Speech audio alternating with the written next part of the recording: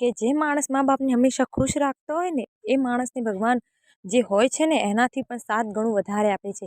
કહેવામાં આવે છે કે દુનિયાની સૌથી મોટી મિલકત એ મા બાપના આશીર્વાદ છે અને દુનિયામાં સૌથી મોટા ભગવાન જો કોઈ છે ને તો એ મા બાપ છે.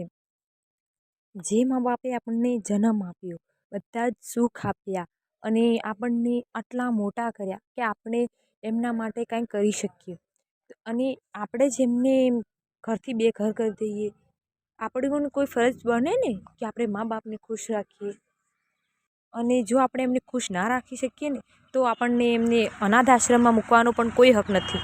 કેમ કે મા બાપે આપણને જન્મ આપ્યો છે, આપણે મા બાપને જન્મ નથી આપ્યો. અને ભગવાન તો આ દુનિયામાંથી ક્યાંય નથી જવાના. કળયુગમાં પણ ભગવાન તો આ દુનિયામાં જ રહેવાના છે. પણ જો મા બાપ એક વખત જતા રહ્યા ને તો એ ક્યારેય પાછા નહીં